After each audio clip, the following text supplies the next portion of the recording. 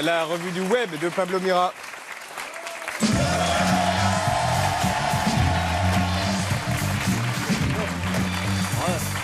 Salut tout le monde, salut l'équipe.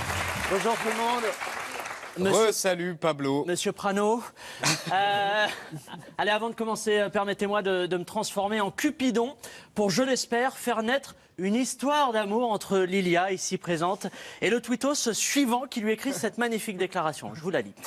Je regarde Lilia Hassen sur Quotidien, j'ai l'impression de voir une goutte de miel dans une marmite de boue.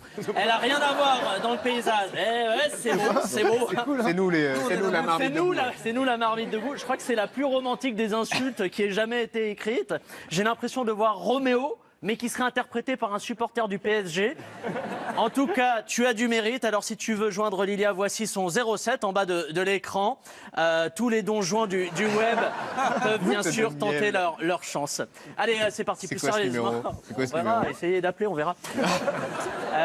Allez, hier, une info qui a beaucoup inquiété les Français, c'est l'augmentation des prix de certains produits au nom de la nouvelle loi alimentation. Alors, les aliments concernés sont ceux qui empêchent Asdine de tenir plus de 5 minutes lors d'un footing. Le Nutella, les chocs à pic, mais aussi le Ricard. Alors, mon Yannou, il y a eu des centaines et des centaines de réactions, mais je te propose un commentaire qui résume à lui seul l'état d'esprit des Français sur ce sujet. Le commentaire de Nikita sur Twitter qui écrit ceci. Le Ricard aussi, il augmente.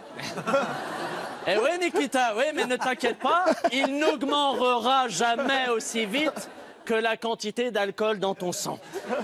Autre sujet moins léger, malheureusement, et qui a cassé l'Internet, c'est cette vague de messages homophobes visant le jeune chanteur Bilal Hassani, qui représentera la France à l'Eurovision. Et là, on a deux catégories d'homophobes. La première, on la connaît tous, c'est celle où l'on trouve généralement le tonton relou, qu'on ne voit qu'à Noël, celui qui n'a rien contre les gays, mais...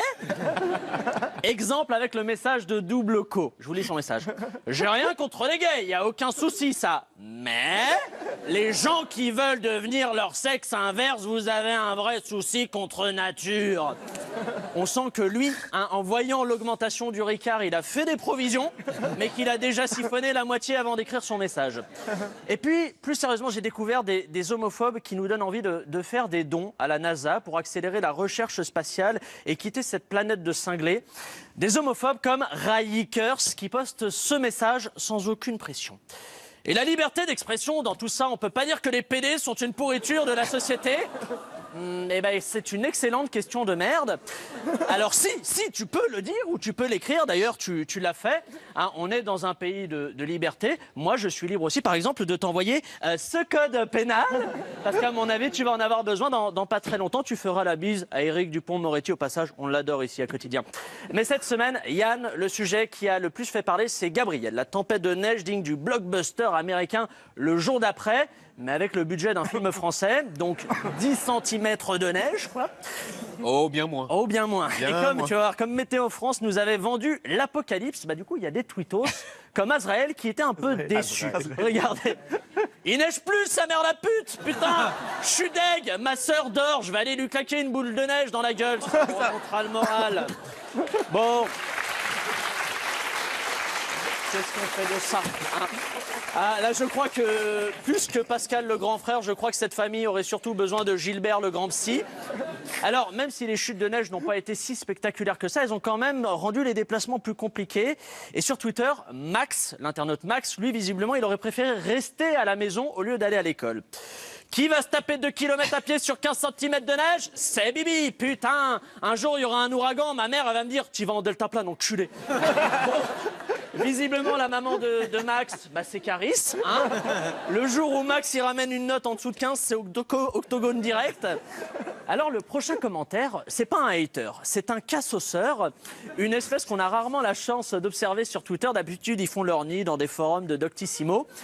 Et donc, MC Pipi, c'est son nom, nous fait découvrir les joies de l'hiver, mais aussi les joies de ses propres vices, quelque part. Regardez bien. Le truc qui fait en hiver, c'est quand il fait tellement froid que quand je bifle un poteau, ma bite reste collée. Voilà. Oh putain, non. Ça, c'est dit. Ça va, les gars Bah écoutez, franchement, Si le dérèglement climatique, ça permet de ne plus croiser des gens comme MC Pipi qui sont collés à un poteau, alors moi je dis oui au CO2 et tant pis pour les pingouins. Tiens d'ailleurs, Monsieur Prano, vous avez déjà fait une chanson sur quelqu'un qui a le pipou coincé sur un... Il y a un sujet apparemment. On peut faire quelque chose. On va faire un album peut-être. Allez, enfin, j'aimerais terminer cette revue du web sur une note positive, non pas avec un hater, mais avec un lover, sauf que sur Twitter, hater, lover, c'est tout aussi inquiétant. Je vous lis le message.